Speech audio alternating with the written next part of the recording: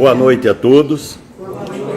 É uma grande alegria voltar a esta casa para juntos estudarmos o Evangelho de Jesus.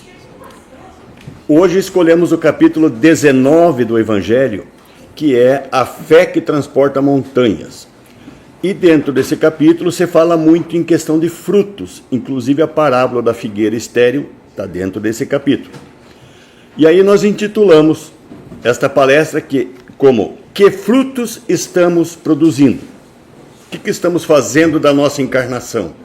Como que estamos vivendo essa encarnação? Que frutos ela está dando? Frutos bons? Nenhum fruto? O que ela está fazendo para nós? Bom, eu pergunto isso porque todas as religiões nos ensinam, inclusive a doutrina espírita, que periodicamente nós façamos uma avaliação de o que nós estamos aprendendo e o que a gente aprendeu, se a gente está conseguindo pôr em prática. Então isso, todas as religiões fazem isso para os seus seguidores, que nós faça essa avaliação, para saber se estamos melhor ou não. Se fizéssemos hoje uma avaliação, lembrando do começo do ano para cá nós melhoramos, nós fizemos muitas coisas boas, diminuímos aqueles momentos nossos de coisas ruins. Isso é importante nós fazermos, né? Então a doutrina espírita estimula que nós faça isso permanentemente, sempre estar fazendo essa avaliação. Então nós aprendemos na doutrina espírita que nós sempre devemos estar renovando de forma constante a tudo que nós fazemos, cuidar dos nossos pensamentos para melhorar, dos nossos sentimentos, das nossas ações, para que nós tenhamos um progresso incessante do nosso espírito. Nós nascemos aqui para evoluir, para aprender mais, para viver essas coisas novas cada vez mais. Mas vamos ajudar isso. Vou colocar uma frase aqui, que ela está na Bíblia. Nossa vida só terá sentido se dermos frutos. Então essa encarnação só tem sentido se ela gerar frutos. Senão ela não está servindo de nada para nós. E aí Paulo alerta para nós nas cartas aos Gálatas. Gálatas hoje seria a região da Turquia. Naquela época seria os Gálatas, né? Então ele escreve para os Gálatas. Por que ele escreve? Porque Paulo, assim que ele mudou, né? Que Jesus apareceu para ele, que ele transformou-se em cristão, ele saiu para todo lado espalhar o evangelho. Com uma vontade e andou para todo lado. Só que a idade foi chegando, aí ele já não tinha condição de andar mais. E aí, quando ele já não estava em condições de andar muito, ele passou a escrever cartas. Tem várias cartas famosas, né? As cartas aos Coríntios e tal. E essa aos Gálatas, por que ele escreveu essa? Isso estava ocorrendo só naquela época, nunca mais aconteceu. De aquelas pessoas que fundaram aquelas igrejas junto com Paulo, começaram a se desentender. Hoje em dia não tem mais isso, né? Toda casa espírita, toda religião, todo mundo se entende bem. Mas ele escreveu para aquela época, para aquele povo. E dizendo assim, os frutos mais importantes dizem, né? Os frutos mais importantes são os que dizem respeito à renovação do espírito. Que todo mundo tinha que fazer alguma coisa. Mas mais importante nessa vida, a gente trabalha, a gente faz tanta coisa, constrói, muda de casa, muda de carro, compra coisas melhores. São coisas que a gente está fazendo, está construindo.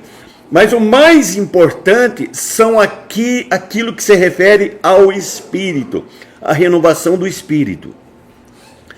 E aí ele escreve na sequência algumas virtudes que, em vez de escrever, eu coloquei dessa forma ali. Um fruto que há muito, assim, essas últimas semanas a gente deve ter visto muito, é a tal da abóbora, por causa do Halloween, né? Aí eu tentei, achei um troço mais parecido com a abóbora possível ali. E aí eu coloquei, como fosse gomos dessa fruta, as virtudes que ele diz que é importante que nós desenvolva, que nós faça com que isso aconteça na nossa vida. Então, que a nossa vida tenha mais amor, que nós tenhamos mais bondade, mais paciência, mais renúncia, mais caridade, mais sinceridade, mais prudência, mais indulgência, mais fidelidade. Vejam quanta coisa ele colocou para que nós consiga dar esses frutos na nossa vida. Olhem ali e pensem assim: eu tenho tudo isso na minha vida? Eu consigo fazer isso?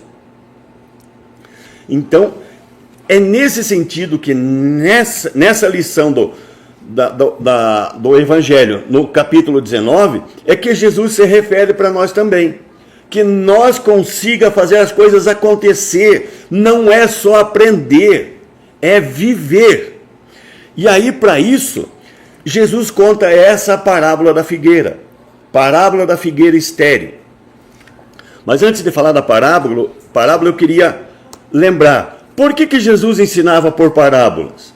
Porque ele queria que nós não só assimilasse a informação, mas pensasse sobre aquela informação, que nós entendesse o que ele queria dizer. Então Jesus ensinava por parábolas, e toda parábola tem uma narrativa. E ele quer que nós estude a parábola, entenda ali, para entender qual é a mensagem da parábola. Para vocês terem uma ideia, para a gente entender o que Jesus queria, deixa eu fazer uma pergunta para vocês. Eu sei que vocês vão responder de cara, né? Em que época do ano surgem as flores? Primavera? Não. Taxativamente, não. As flores surgem no inverno e florescem na primavera. No inverno, devido a vento, chuva, todas as sementes caem no chão e começam a surgir. Surgem ali, mas florescem na primavera. O que eu quis dizer com isso? Por que essa pergunta? É uma pegadinha? Não. É para nós raciocinar, para nós pensar. A gente está acostumado sempre, quando falou em flor, é primavera. Então isso é automático. E é isso que Jesus fala para nós nas parábolas. Espera aí, calma, vamos pensar sobre a parábola, vamos estudar, vamos entender. Então agora nós podemos ir para a parábola. Essa é a parábola da figueira estéril. Começa dizendo: no dia seguinte, quando eles saíam de Betânia, Jesus teve fome. Vamos fazer um ponto aí, vamos explicar essa situação. Todo aquele período que era Páscoa, lá na Palestina, todos os hebreus vêm para Jerusalém. Isso era sempre assim. Então, e isso aqui era a época de Páscoa, da Páscoa. E aí, todo mundo estava em Jerusalém. Aí você não achava lugar para dormir, lugar para comer, tudo difícil. Só que Betânia era um distrito, uma cidadezinha pequena, que ficava em torno de 3 a 4 quilômetros de Betânia. E justamente em Betânia, Jesus tinha uma família de amigos, que era Lázaro e suas irmãs Marta e Maria. O que Jesus fez? Ele veio para aquelas festanças lá da Páscoa, porque lá, com Jerusalém cheia, ele poderia fazer as pregações dele para uma multidão maior. E como era justamente nesse período, eles estavam pernoitando em Betânia, na casa do Lázaro, né, das irmãs Marta e Maria, e aí todo dia cedo eles saíam e iam em direção a Jerusalém, que era pertinho. Por isso que a parábola começa assim. Então, no dia seguinte, quando eles saíam de Betânia, em direção a Jerusalém, Jesus teve fome. Eles saíram bem cedinho e Jesus teve fome. Viu de longe uma figueira, cheia de folhas, e foi até lá para ver se havia figos. Quando chegou perto, encontrou somente folhas, porque não era tempo de figos. Então disse a figueira, Jesus disse à figueira, que nunca mais ninguém coma de seus frutos. Todo mundo entendeu a mensagem? Façam assim ou façam assim? Entenderam a mensagem? Essa é uma mensagem simples, mas requer que a gente pense sobre ela. Que a gente pense sobre ela. Vamos buscar, então, avaliar. Primeiro, Jesus estava com fome e viu uma figueira. Estava cheia de folhas, inclusive isso é realçado na mensagem. Estava cheia de folhas.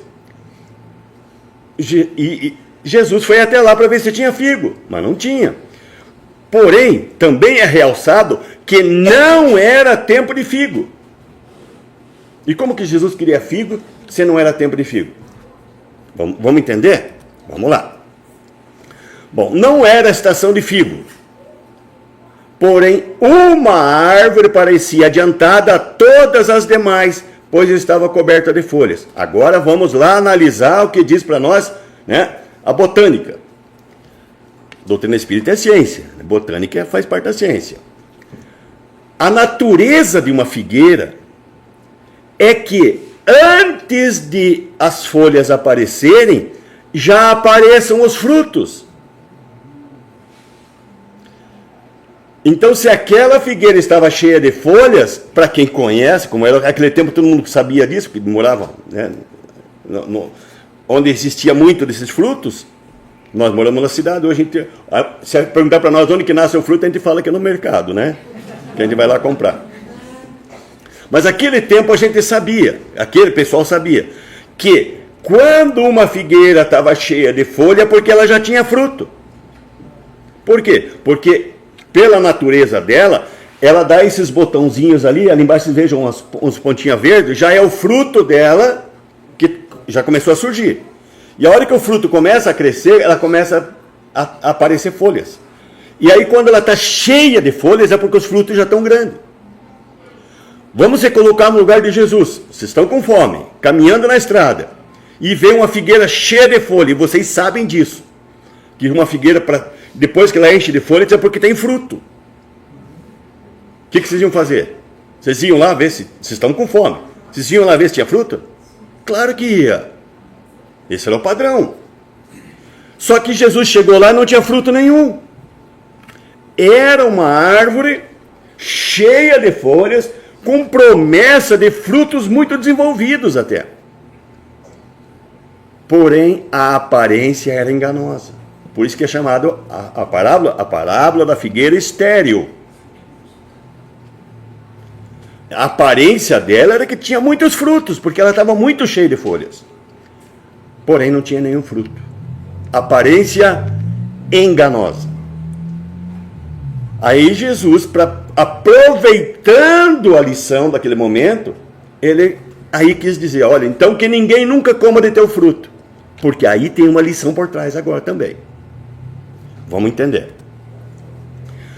Então, diante da situação da figueira estéril, Jesus aproveitou para nos ensinar sobre as pessoas que se desviam do seu objetivo. Qual que é o objetivo da figueira?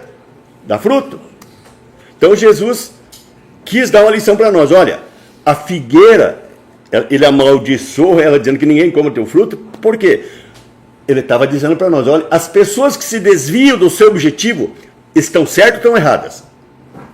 Estão erradas. As pessoas que empregam seu tempo em coisas inúteis ou prejudiciais, estão certas ou estão erradas? Estão erradas. As pessoas que nada produzem ou dão maus frutos, ou seja, maus exemplos, estão erradas. As pessoas que se recusam a ser úteis em benefício dos outros, estão certas ou estão erradas? Estão erradas. As pessoas que aparentam ser boas, mas mentem, enganam, fingem, são falsas, está certo ou está errado isso?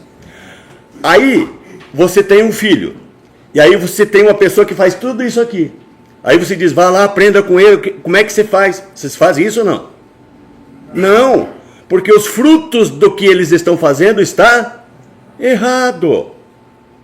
Então Jesus quis aproveitar aquela figueira para dizer, ó, que ninguém coma do teu fruto. Ninguém coma fruto de pessoas que enganam, pessoas que não fazem nada, pessoas que fazem as coisas erradas. Conseguiram entender a parábola agora? Está mais fácil, né? Por que nós entendemos? Porque nós fomos avaliar, tentar entender. Buscamos até a ciência, até a botânica, para entender o que acontecia. Fomos entender como uma figueira se comporta. E assim fica fácil de entender. E é isso que Jesus quer que nós faça.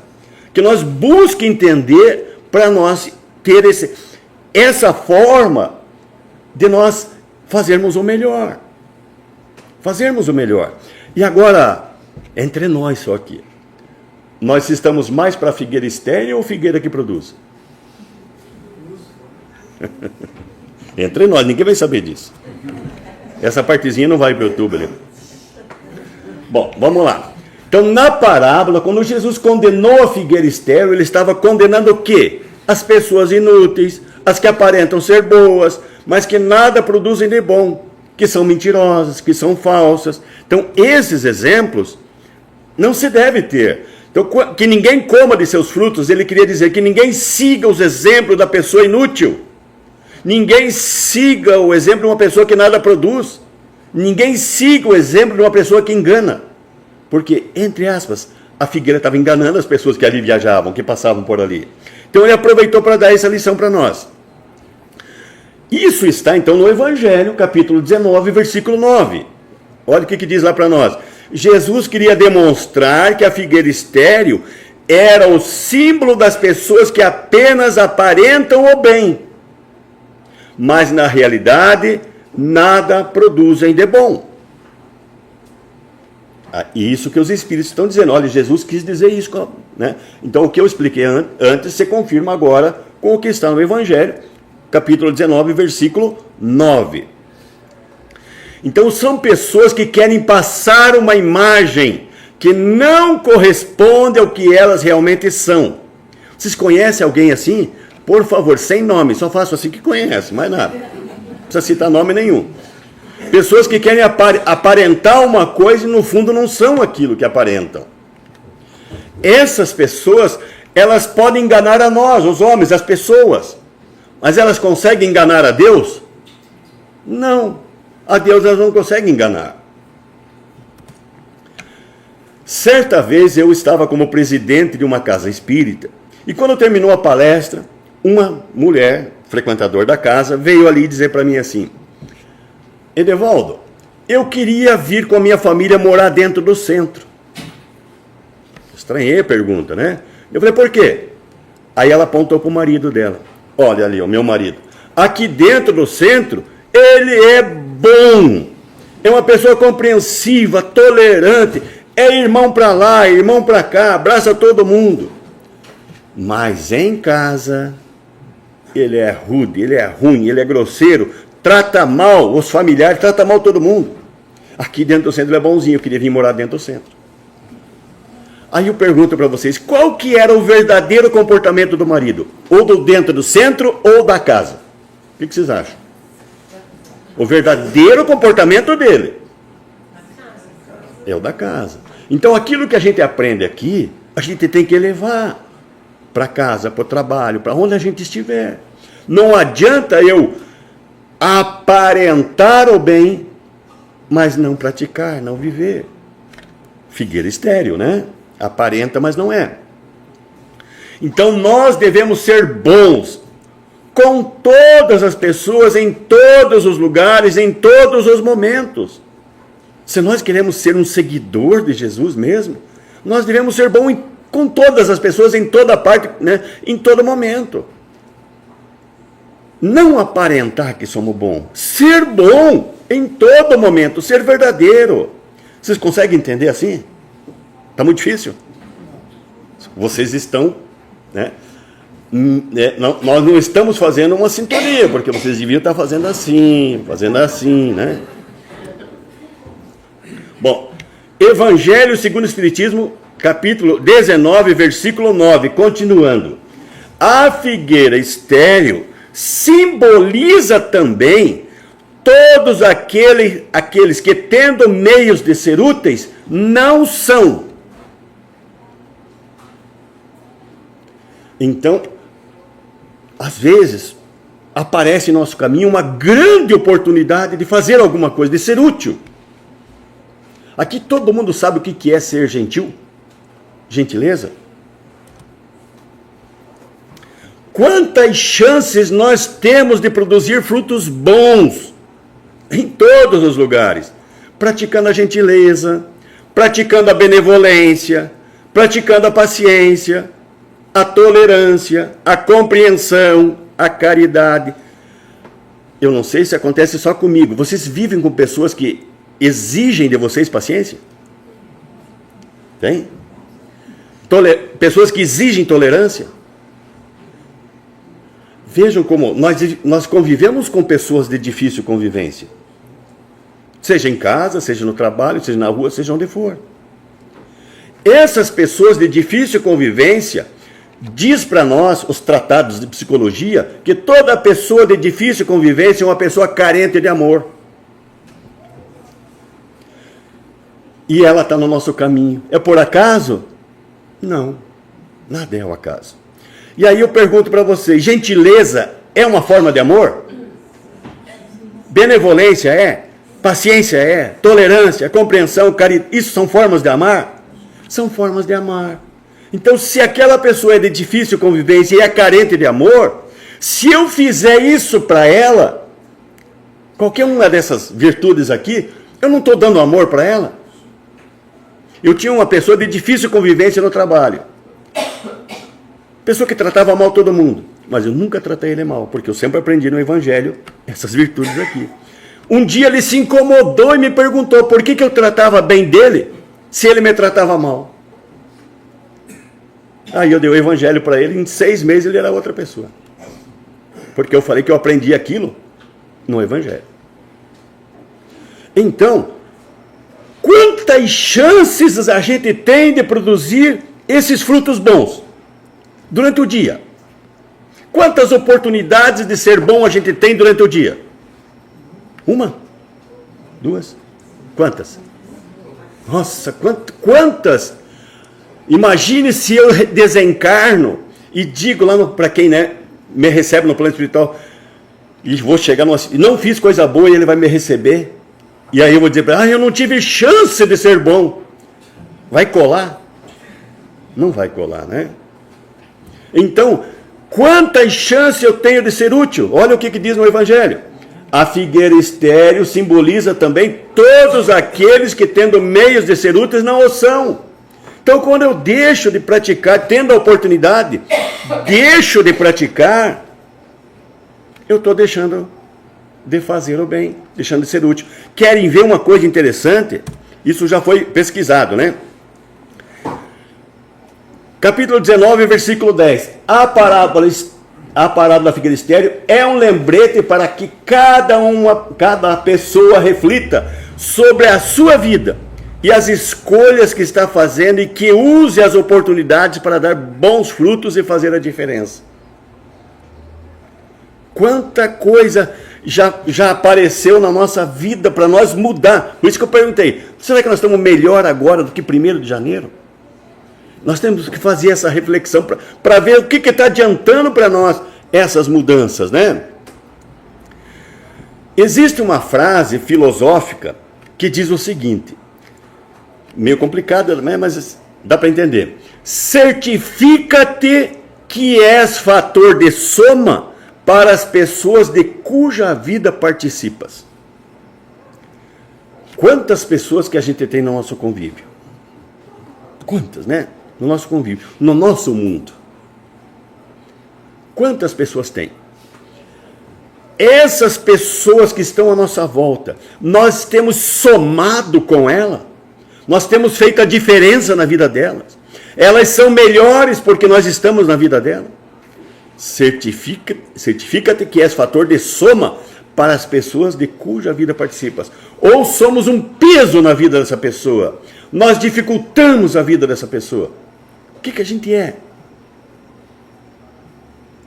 Né? Isso é para a gente pensar, né? Madre Teresa de Calcutá disse certa vez: não devemos permitir que ninguém saia da nossa presença sem se sentir melhor e mais feliz. É uma coisa simples, mas não está dentro daquelas virtudes. Para nós, sendo gentil. Quando uma pessoa é gentil com você, você não fica melhor? Uma pessoa que te trata bem, você não se sente melhor? Aí você vai numa loja que custa, né, R$20 o que você quer comprar, mas te tratam muito mal. Aí na outra é R$18 o que aliás, é R$22 o que você quer comprar, mas te tratam bem, te tratam como um rei. Onde vai? É mais caro, um pouquinho mais caro, mas te tratam muito melhor. Na outra você espera e demora, na outra te atendem da melhor forma. Quem que não gosta de ser bem tratado? Está aqui. Tratar qualquer um que chegar até nós, para que ele saia melhor do que quando ele chegou. As pessoas que convivem com você, que te conhecem, se tornaram um pouquinho melhor e mais felizes por isso, por nossa causa. Será que elas estão um pouquinho melhor? Vamos pensar até no marido, na esposa, no filho, nos filhos, no vizinho, no colega de trabalho. As pessoas estão se sentindo melhor porque nos conhecem. Isso é importante. Isso é dar fruto. Aqueles frutos importantes, né? Bom, aqui nós falamos até agora dessa questão de dar frutos. E aí, vocês sabem qual que é a importância da nossa encarnação?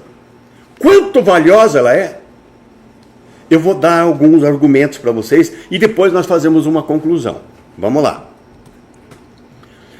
Cada existência, como é o caso da nossa, ela é objeto de minuciosa preparação. Tudo foi muito preparado, minuciosamente preparado. Primeiro começa por nós.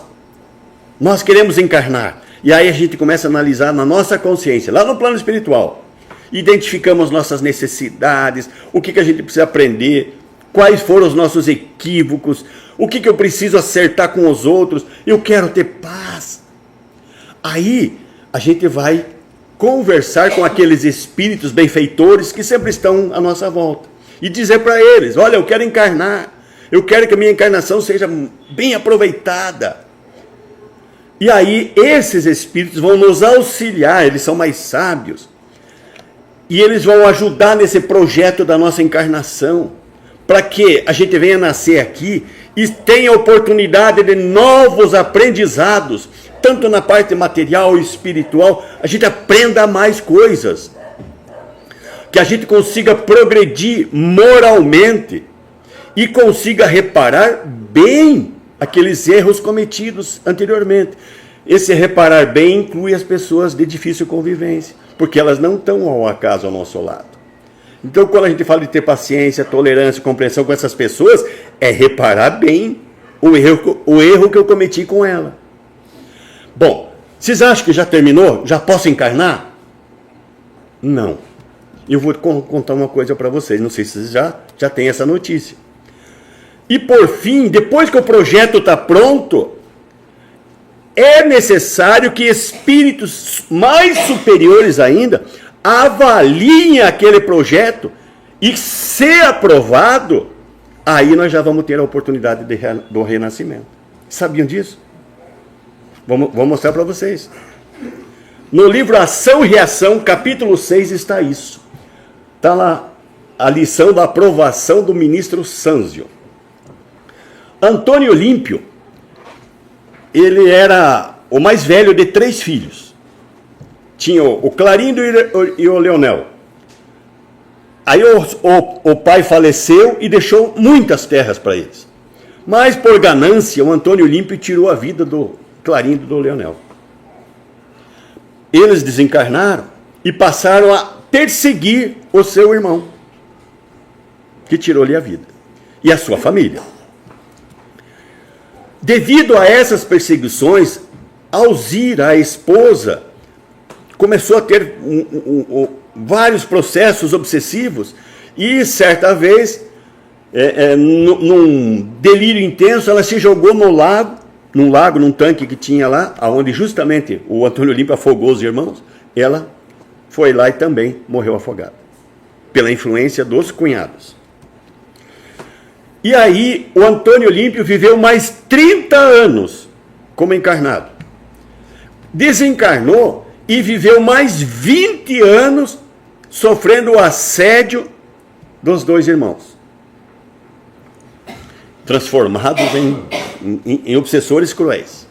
São 50 anos que a gente está vendo nisso, né? Bom, Antônio Olímpio, de tanto sofrer, foi resgatado pelos espíritos benfeitores da Mansão Paz, que é onde trata esse livro Ação e Reação. Leia esse capítulo 6, vocês vão encontrar tudo que eu estou falando aqui, com mais requinte, né?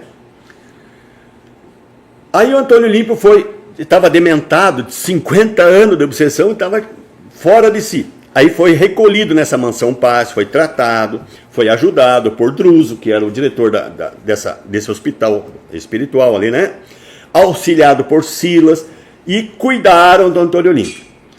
Aí, o Clarindo e o Leonel, nesse tempo, que não encontrou mais o irmão, passou a obsediar o filho dele, que estava encarnado, o Luiz, que na verdade tinha herdado todas as terras que eles achavam que eram donos. Bom, nesse período aí, os responsáveis, né, o Druso e o Silas, concluíram que o que precisava para resolver isso era que o Antônio Olímpio encarnasse de volta. Encarnasse como filho do filho dele e recebesse como filhos os dois irmãos. Então isso foi o que o Druso e o Silas fizeram o plano, o projeto. Vai ser assim, assim resolve.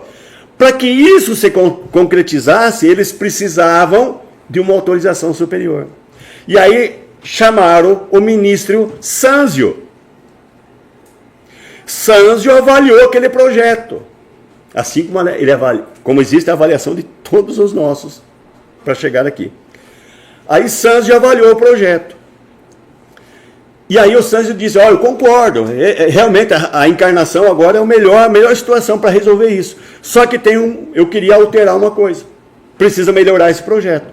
Vamos colocar a Alzira, a esposa que desencarnou com obsessão, só que a Alzira perdoou os irmãos e estava numa condição superior. Se colocasse o filho, o pai e os dois ex-irmãos lá, tudo junto, o que ia acontecer? Eles não iam se dar. Aí o Sanzio diz, olha, é necessário que vá alguém, um espírito que consiga conciliar tudo isso. O marido respeitava a Alzira, o filho respeitava, e os cunhados, depois que viram a besteira que fizeram com ela, passaram também a respeitar ela. Então o Sanzio disse, o projeto está ok, mas vamos fazer uns ajustes aqui. E fizeram. Isso ocorreu conosco também. Ocorreu conosco. Então veja o valor da nossa encarnação. Quanta gente se responsabilizou por nós no plano espiritual. Pense nisso. Um outro motivo agora. Em torno de 1950, o Espírito Emmanuel disse para nós, no livro Roteiro, que o número de encarnados é menor do que de desencarnados. No plano espiritual, isso ele falou em 1950, quando nós éramos 4 bilhões de encarnados. Ele falou que lá no plano espiritual era 5 vezes mais. Então tinha em torno de 20 bilhões de espíritos desencarnados. Aqui a maioria nasceu mais ou menos perto de 1950, 60, 70, não é? Tem uns mais novinhos aí, né? Mas a maioria vem lá de trás. Bom, vamos lá. Agora vocês imaginem, eram 20 bilhões de espíritos querendo encarnar.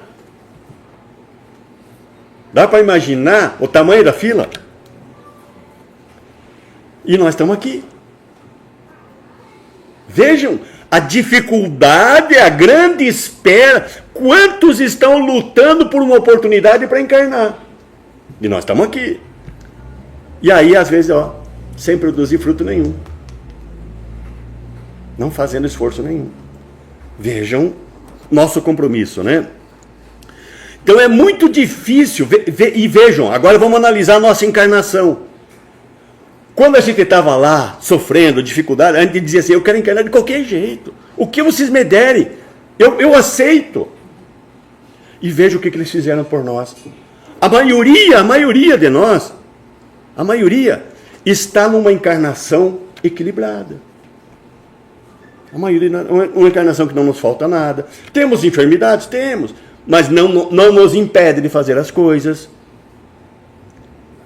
Tivemos condições materiais razoáveis. Não nos impede de viver. Veja, tivemos já uma bênção da espiritualidade. A nossa família é bem formada, tivemos acesso à educação, que são verdadeiros tesouros numa vida de alguém, né? Então, nessas condições, a bondade divina nos deu uma chance enorme. Primeiro, aprovar o nosso projeto. Naquela fila enorme, nós conseguimos passar e estar aqui. E em condições, quem poderia de nós dizer assim, eu não consigo ser bom porque não tenho condição? Alguém pode dizer isso? Pode afirmar isso? Que não consegue produzir mais fruto porque não tem condição? Não dá, né? Nós temos todas as condições necessárias. Por isso, nós vamos encerrar com essa imagem aqui. A nossa vida aqui na Terra, ela não é um passeio. Ela não é um turismo. Até eu coloquei ali, né, o ônibus da Reencarnatur. Aqui, não é para nós vir aqui e estarmos como a figueira estéril, sem produzir o fruto necessário. O Evangelho está nos alertando. Olha, tem muita gente que poderia ser útil e não está sendo. Então, todos os meios necessários para nós evoluir nos foram concedidos. Por isso é preciso utilizar ao máximo os recursos que nós dispomos. Nós estamos com todas as condições que nós precisamos para fazer mais. Tenho certeza disso. Não é mais e se tornar uma pessoa que só vai lidar com, né, a doutrina espírita o tempo inteiro. Não é isso. Mas em toda oportunidade que eu tiver, que eu seja útil, que eu consiga ser gentil com a pessoa, que nunca brigue, que nunca discuta, que nunca faça coisa que maltrate alguém, que eu consiga ser uma pessoa que as outras saiam sempre melhor quando se encontrem comigo. Isso é possível? Ninguém está pedindo aqui para ninguém ser uma pessoa, um santo, né? Ninguém pediu isso. Não é isso. Mas que nós se torne uma pessoa melhor. Lembra do Paulo dizendo lá para nós, lá para os Gálatas, que a vida só tem sentido se nós dermos frutos. E os frutos verdadeiros são aqueles que fazem essa reforma moral nossa, que nos transforma em uma pessoa mais dócil, mais branda, mais pacífica. É isso que está dizendo para nós. Então, que a nossa reencarnação seja isso. Não seja uma reencarnatura, né? Vamos tornar a nossa reencarnação muito, muito produtiva. Muito obrigado, muita paz a todos. E vamos aguardar agora, né?